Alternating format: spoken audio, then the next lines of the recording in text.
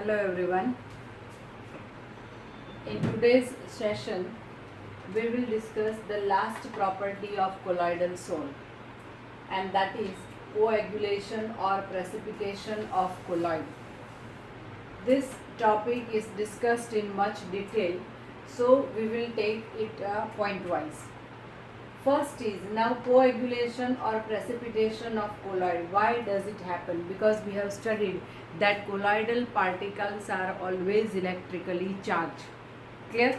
And so whenever they come in contact with the other oppositely charged ions of either electrolyte or any other material, then they will neutralize themselves and they will start precipitating or they will start coagulating, and that is how coagulation takes place.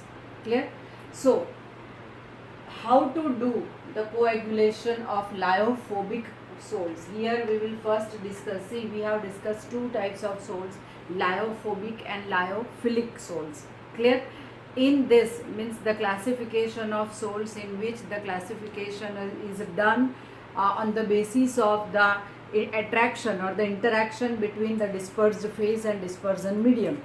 So on that basis, colloids are divided into two types, lyophobic and lyophilic. Lyophobic means they are liquid repellent. Clear? And that's why they require some special techniques for their preparation. Lyophilic means they are liquid loving, so they can be easily prepared. Clear? In this also, suppose the dispersion medium is water, then these colloids are known as hydrophobic and hydrophilic. Clear? Okay. So we are talking about the reasons or the ways or the methods for coagulation of lyophobic sols.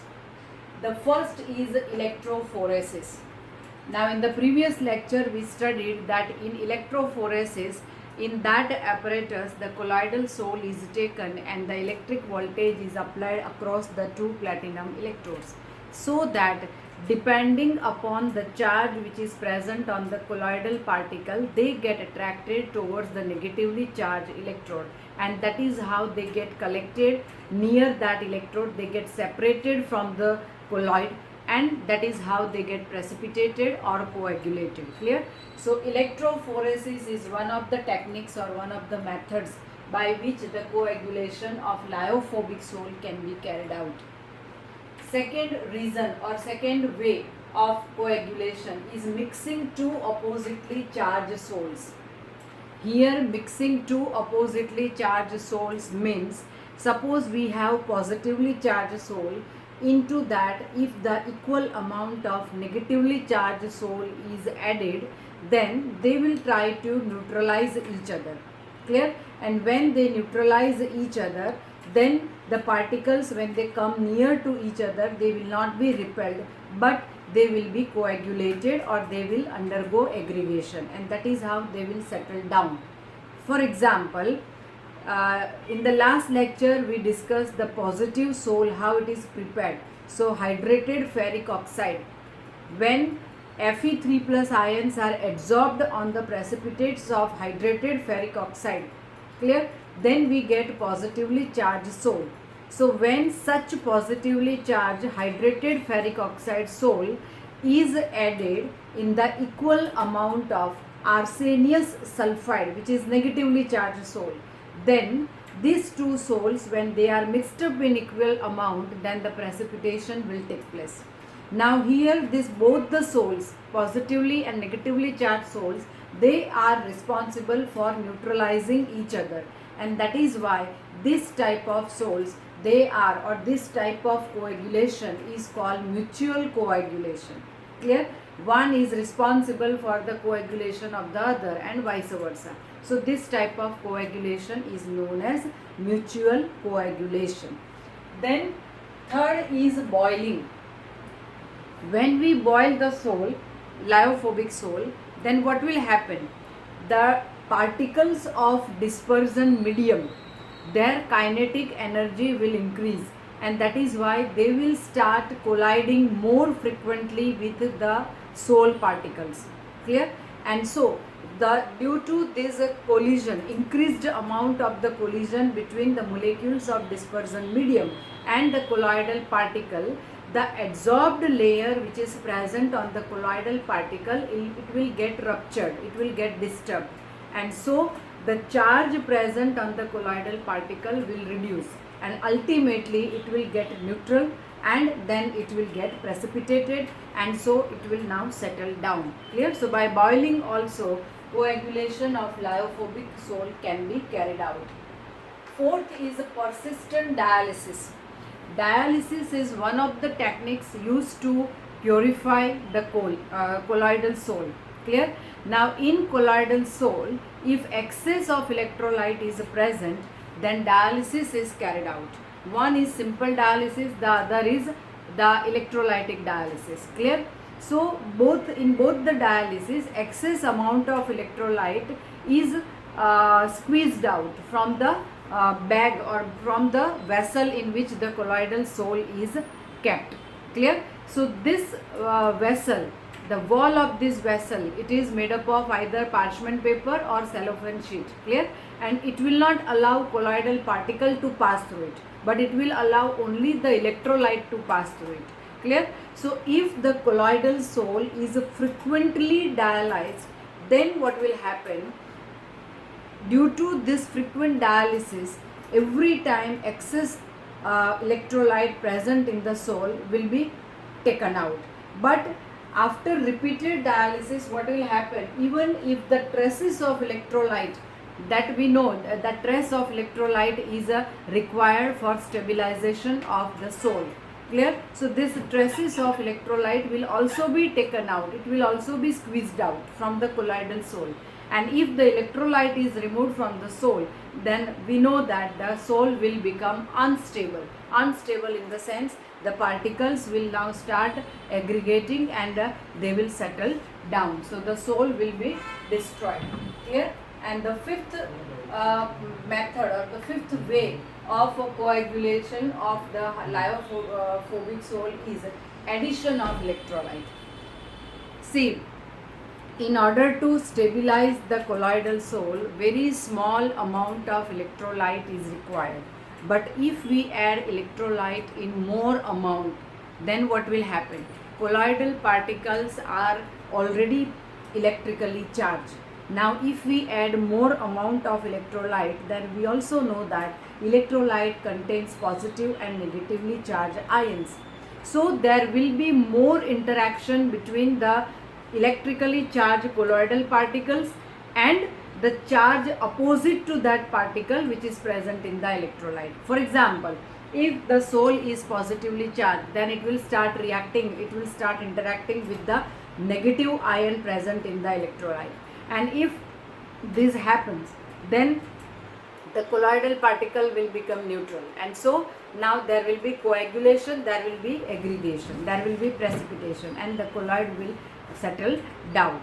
Clear? So these are 5 different techniques or 5 different ways, or we can say that these are 5 different reasons which are responsible for coagulation of lyophobic sole. Now the addition of electrolyte, in that we have to study one very important point, and that is Hardy-Suzzel's rule. Clear? Now according to this rule, it is observed that in order to coagulate positively charged sole, the negative ion is more effective, and vice versa. Clear? Similarly, if the sole is negatively charged, then the positive ion is more effective. Clear? But which type of positive or negative ions are more effective? So for that we have to consider their valence. Clear? The ion of the electrolyte which is responsible for coagulation of the sole, that ion is known as coagulating ion, or it is called flocculating ion. Clear?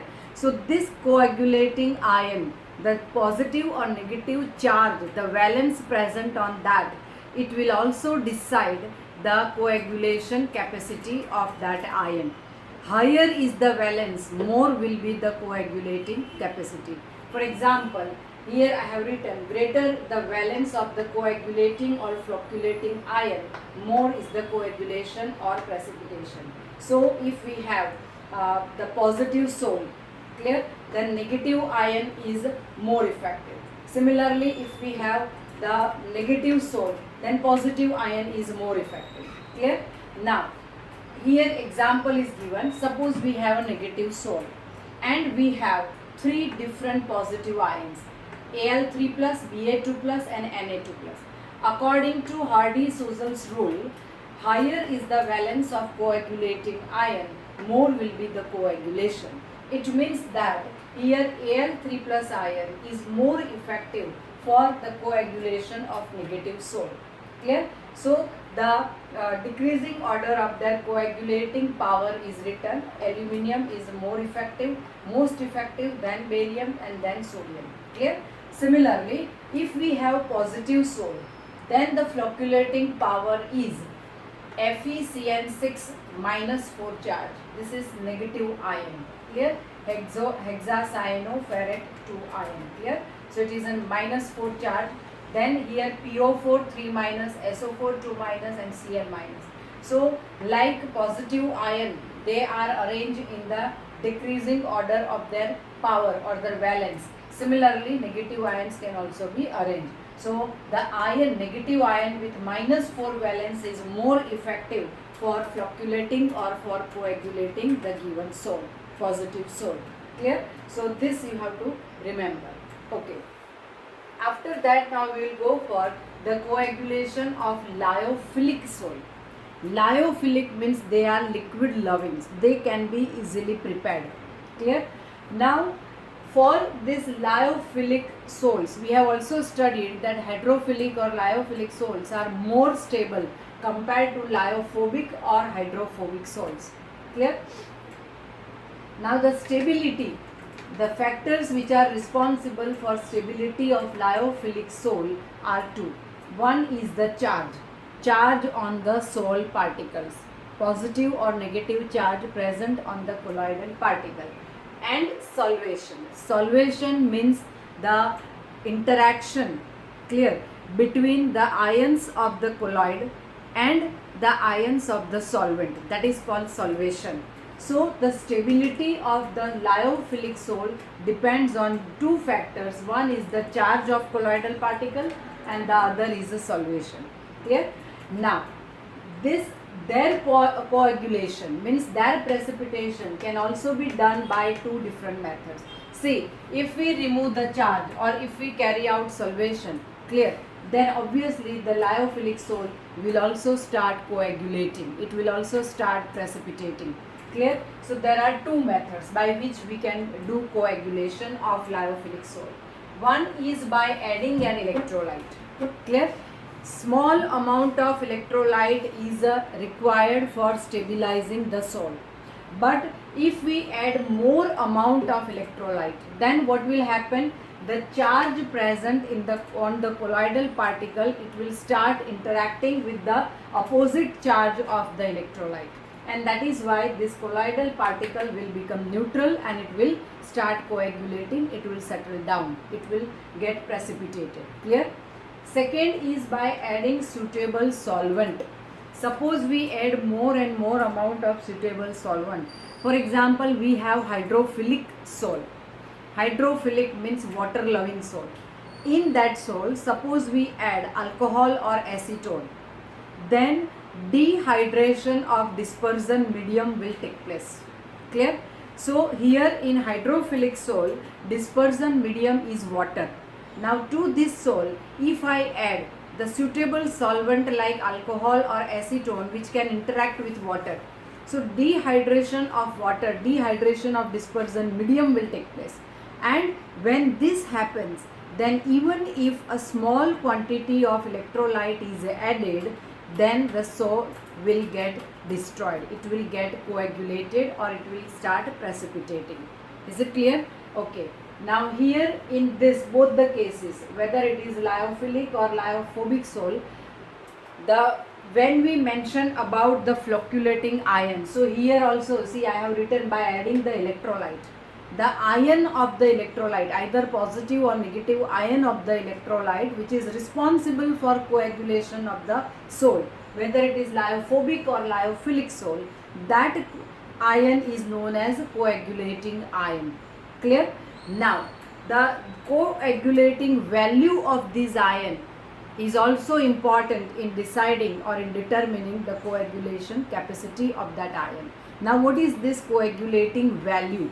So it is the minimum amount of electrolyte or the minimum amount of coagulating ion in millimoles per liter, clear, that is needed in order to coagulate the colloidal particle in 2 hours. I repeat, minimum amount or minimum concentration of the coagulating ion in millimoles per liter which is required to bring about the coagulation of colloidal particle in 2 hours. Clear? It is known as coagulating value. Clear? Now smaller the quantity of the electrolyte needed, higher will be its coagulating power. Is it clear? So this definition of coagulating value also you have to remember. Got it? So this is all about how the coagulation of lyophilic and lyophobic salt take place. Now if coagulation or precipitation takes place, then the salt get destroyed, means it is of now no use. It means that we need to protect the salt. Clear? So here protection of colloid or protection of salt. If we compare the stability of lyophilic and lyophobic salt, then lyophilic salts are more stable. Clear? Why they are more stable? Because they can interact or they can form the protective layer on the colloidal particles. Clear? The dispersion medium in which the colloidal particles are dispersed, lyophilic salts, they have capacity to form the protective layer, and that is why if we want to protect the lyophobic colloid, then we need to add lyophilic salt into it. Clear? So lyophilic salt, when it is added to the lyophobic salt, then it will form the protective layer on the particles of the lyophobic salt, and that is how it will protect. So this type of salts, they are known as protective colloids. Clear? So protective colloids means those colloids generally they are lyophilic. Clear? And why they are protective? Because when they are added to lyophobic colloid, then they will form a protective covering around the particle of the colloidal, means lyophobic colloid. Clear? And that is why they are known as protective colloid. Clear? So how the colloid can be protected? So it is just by adding lyophilic colloid into the lyophobic colloid. Clear? Okay. Then the other type of colloid is emulsion. Clear? In the first classification of colloid on the basis of the physical state of disperse phase and dispersion medium, it is mentioned in that table, one of the colloid which is mentioned is emulsions. Emulsions are liquid colloids. It is like liquid solution. For example, milk and water is a liquid solution, but milk itself is a emulsion. Clear? So that we will discuss afterwards. So what is emulsion? Emulsion is a liquid salt. When two liquids which are immiscible with each other, or when two liquids which are partially mixable with each other are shaken well, clear, then we get emulsion which will not have a perfect texture. Clear? We will get some hazy emulsion in which the droplets of finely divided droplets of one liquid will remain dispersed in the other liquid. Clear? So this finely divided droplets of one liquid is known as a dispersed phase, and the medium in which the other liquid in which they remain dispersed, that other liquid is known as dispersion medium. Clear? So these emulsions are classified into two types. One is oil dispersed in water. So in short it is written as O/W, oil in water. Clear? In water means water is a dispersion medium and oil is a dispersed phase. Here the example is milk. Clear? So milk is that example in which oil is dispersed in water, means here liquid fat is dispersed in water. Clear? So milk is the example of oil in water type emulsion. Then water in oil type immersion means here water in oil means oil is a dispersion medium. Clear? So water is a dispersed phase. Clear? And it is added bits of water which are dispersed in oil. Clear? And the example of this type of emulsion is butter and cream. These are the emulsions in which water is dispersed in oil. Clear? Now here, because of the lack of space, I have not drawn the diagram, but in your textbook diagram is given very nicely. Now suppose, for example, if you have a small test tube or a small glass vessel, then you can do this. You add water into it and you add some oil, edible oil. Clear? Some oil drops into it. Then you shake it well. When you shake it well, then what will happen? Oil droplets will be formed.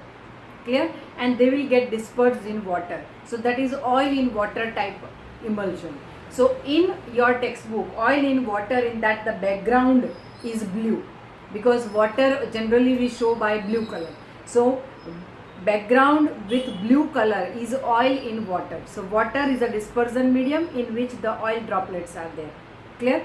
Similarly, in another test tube, if you take oil, more oil, and if you add some amount of water or drops of water and then you shake it, then now here oil is more in amount. So oil is a dispersion medium and into that water droplets will be formed. Clear? But that will not remain stable, because after some time the two layers will get separated. It means that the emulsion is destroyed. Clear? So just for the fraction of minutes or fraction of some time, you can observe this type of emulsion. You take more water in one test tube and add some oil drops and then shake it. So it is oil in water. In another test tube, you take more oil and you add some water and then shake it. So it is water in oil type emulsion. But as I told you, in both the types of emulsion, after some time, there will be separate layer of the two liquids. It means that here also some third component is required to protect this emulsion. So this third component is known as emulsifying agent. Like in protection or in stabilizing the colloids, we need electrolyte, and that electrolyte is known as peptizing agent. Similarly, in order to stabilize emulsion, the third component which is required is called emulsifying agent. Now what this emulsifying agent will do? When you add emulsifying agent to the emulsion, then this liquid, the emulsifying liquid, it will form the interfacial film between the colloidal particles, means the droplets of one liquid and the dispersion medium, the liquid which is present in dispersion medium. So between the liquid droplets, that is the dispersed phase, and the dispersion medium, between these two, this emulsifying liquid will form an interfacial film, and that is how it will protect the two liquids. And so now the two liquids will not separate out as a separate layer. Clear? So this is called emulsifying liquid. Now for oil in water type emulsion, it is unstable. So here emulsifying agent is protein, gum, natural or synthetic soaps. And for water in oil type emulsion, the emulsifying liquid is a long chain alcohols, heavy metal salts of fatty acids and lamp black. Clear? So these are the examples. Now emulsion can also show the Brownian movement and Tyndall effect, because in emulsion the droplets, finely divided droplets of one liquid are dispersed in another liquid. So it will also show Brownian movement and it will also show Tyndall effect. So these two properties of colloid are also shown by emulsions. Clear? Emulsion can be destroyed by heating or freezing or centrifuging. Clear? When you have suppose oil in water or water in oil type emulsion, and if you centrifuge it, means in a centrifugate tube, if you take that liquid and if you stir it, if you rotate it very fast, then what will happen? Due to the force of gravity, this droplets of liquid which are dispersed, they will settle down, and that is how the two layers will get separated here. So emulsions can be destroyed by heating, freezing or centrifuging. Clear? So this is all about the all the 7 properties of colloids. They are important. From these properties you can be asked the short notes. Clear? This is very important. Hardy-Suzzel's rule. Explain in brief. Then you have to write the statement. Then you have to write the this sequence of the coagulating power of positive and negative ions. Clear? Then what are the techniques or what are the factors responsible for coagulation of lyophilic sole? What are the methods and how the colloid can be protected? Clear? Then write a note on emulsion. Then emulsion is a liquid sole. There are 2 types of emulsion. Clear? Explain them with diagram and with examples. Clear? And which emulsifying agents are used to stabilize emulsion? Here you can see for both the types of emulsion, different types of emulsifying agents are used. One common emulsifying agent is not used for stabilizing both the types of emulsions. Clear? So they require different emulsifying agents. Then which properties of colloid are also shown by emulsion? So it is Brownian movement and Tyndall effect, and how the emulsion can be destroyed. So it can be destroyed by heating, freezing or centrifuging. So this can be asked in MCQs. The 4th option can be something else. So which of the following is not the way to destroy or to destabilize emulsion? So in that the 4th option may be wrong. The 3 options are this. Clear? So with this we have covered all the important topics of surface chemistry.